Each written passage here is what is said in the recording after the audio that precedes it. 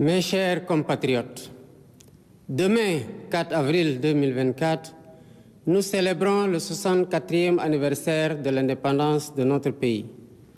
À toutes et à tous, j'adresse mes plus chaleureuses félicitations. Je rends hommage à chacune et à chacun de vous pour votre attachement aux vertus cardinales de paix et de démocratie qui fondent notre vécu quotidien. Les changements significatifs que nous venons de vivre de façon paisible témoignent une fois de plus de la maturité de notre peuple, de la vitalité de notre démocratie et de la force de nos institutions.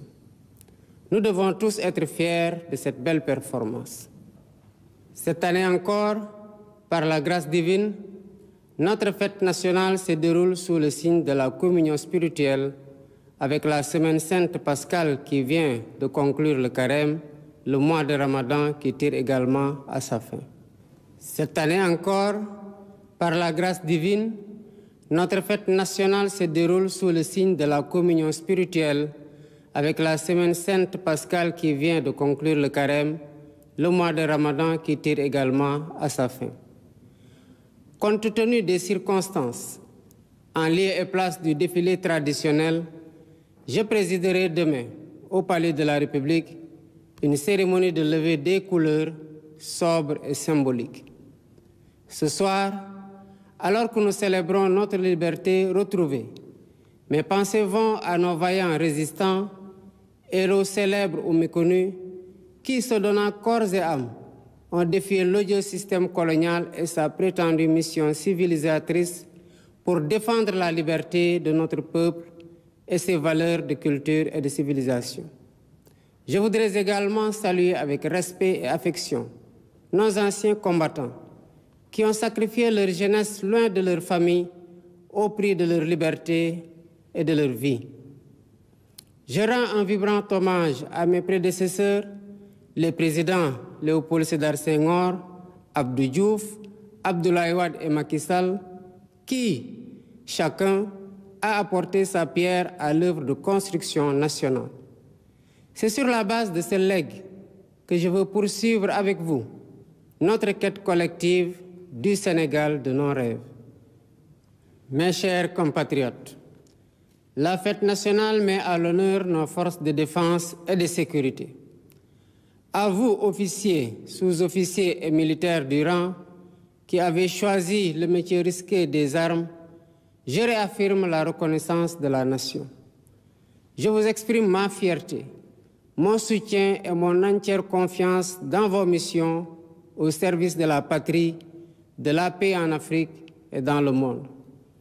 Je salue la mémoire de nos djambars tombés au champ d'honneur et souhaite prompt rétablissement aux blessés. L'État restera toujours solidaire de leurs familles avec soin et compassion.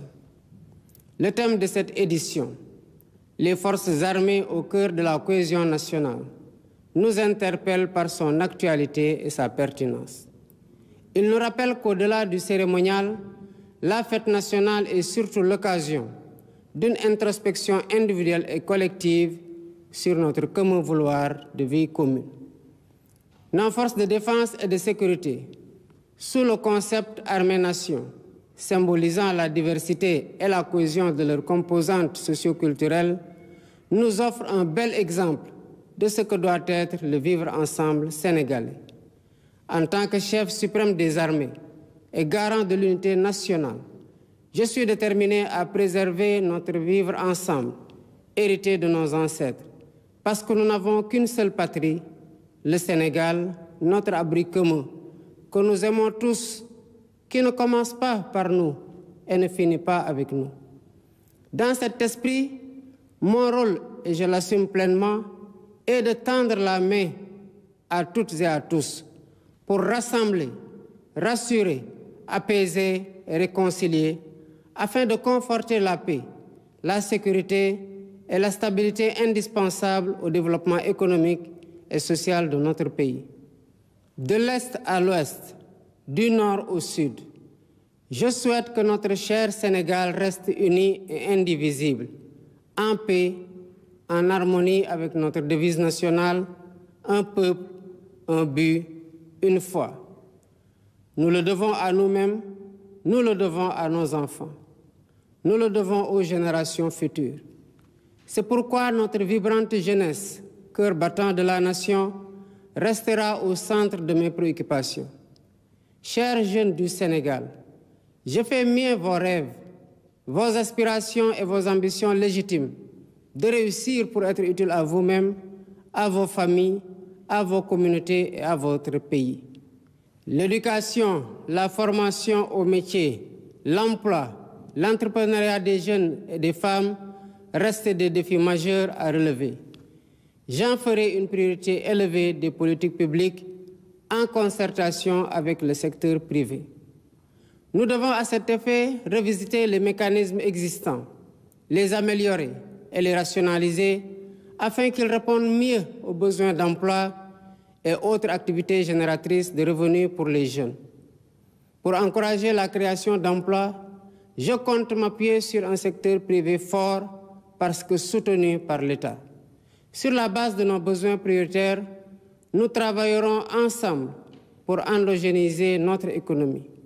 Bien entendu, le secteur privé international aura son plein rôle à tenir.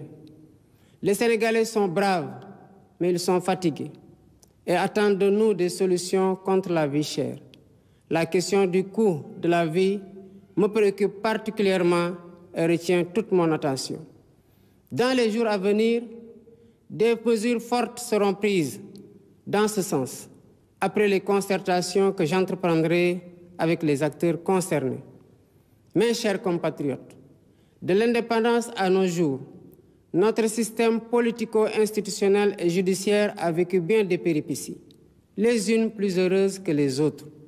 64 ans après, le moment me semble venu de tirer les leçons de nos réussites et de nos échecs pour une gouvernance publique plus moderne, plus républicaine et plus respectueuse des droits humains. C'est pourquoi, après avoir démissionné de mon poste de secrétaire général de PASTEF Les Patriotes, pour ainsi me mettre au-dessus de la mêlée, je convoquerai de larges concertations avec la classe politique et la société civile sur la réforme du système électoral notamment, le remplacement de la Sénat par une commission électorale nationale indépendante avec un renforcement de ses moyens de fonctionnement et de ses prérogatives, la rationalisation du nombre de partis politiques ainsi que leur financement, l'inscription sur le fichier électoral concomitamment à la délivrance de la pièce nationale d'identité. Par ailleurs, pour redorer le blason de la justice, lui redonner le prix qu'elle mérite et la réconcilier avec le peuple au nom duquel elle est rendue, j'entends organiser des assises regroupant les professions du métier, magistrats, avocats, huissiers, greffiers et autres auxiliaires de justice, les professeurs d'université et les citoyens pour identifier des pistes de solutions aux problèmes de la justice. Dans la quête d'un Sénégal meilleur au bénéfice de tous, j'entends instaurer une gouvernance vertueuse fondée sur l'éthique de responsabilité et l'obligation de rendre compte.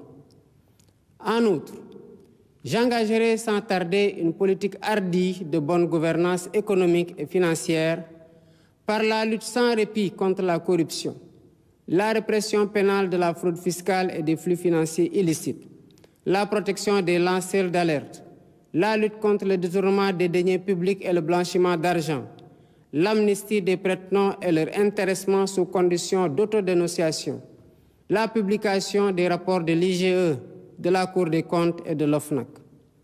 De même, l'exploitation de nos ressources naturelles qui, selon la Constitution, appartiennent au peuple, retiendra particulièrement l'attention de mon gouvernement.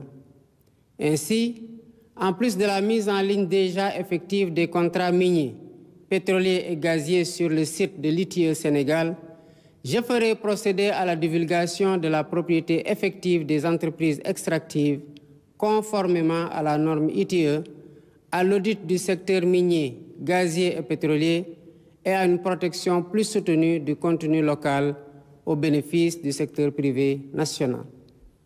Au demeurant, je voudrais dire à tous nos partenaires privés qu'ils sont les bienvenus au Sénégal. Conformément aux lois et règlements en vigueur, les droits de l'investisseur seront toujours protégés, de même que les intérêts de l'État et des populations. À nos pays amis et partenaires, je voudrais assurer que le Sénégal reste un pays ouvert et accueillant pour tous. Nous veillerons sans cesse à maintenir et raffermir les relations de bon voisinage et de solidarité agissantes au sein de nos organisations communautaires, notamment la CEDEAO et l'UEMOA. Héritier de l'idéal panafricaniste de Cheikh Anta Diop et de Léopold Sédar Senghor, un des pères fondateurs de l'Organisation de l'Unité africaine, nous demeurons fermement engagés dans la construction de l'intégration africaine et la réalisation des objectifs de la zone de libre-échange continentale africaine. Nos partenaires étrangers de tous horizons sont d'égale dignité pour nous. À tous, nous devons respect et considération. Et de tous, nous demandons respect et considération. Nous resterons engagés pour une gouvernance mondiale plus juste et plus inclusive, dans le respect de l'égale dignité des valeurs, de culture et de civilisation.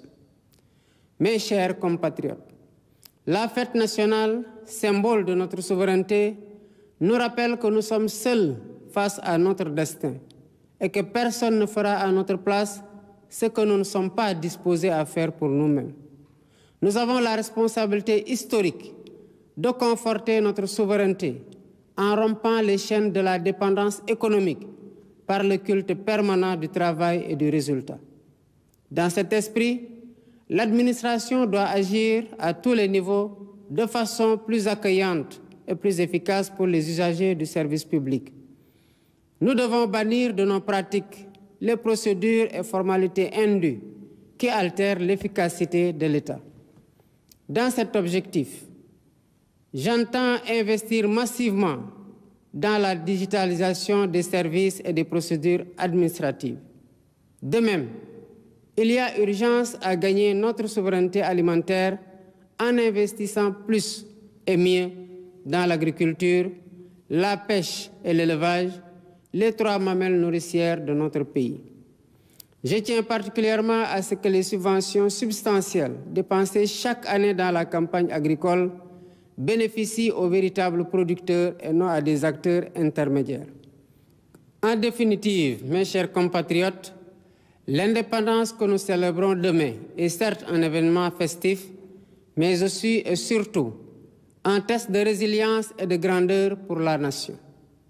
Notre mérite et notre honneur, c'est de réussir l'épreuve en affichant une confiance résolue en nous-mêmes pour vaincre nos peurs et nos doutes, surmonter les obstacles devant nous et poursuivre ensemble notre marche solidaire vers notre destin commun, main dans la main, épaule contre épaule. C'est à cela que je vous invite dans la communion des cœurs et des esprits. Vive le Sénégal en paix et en sécurité, unis, libres et prospères. Bonsoir et bonne fête de l'indépendance.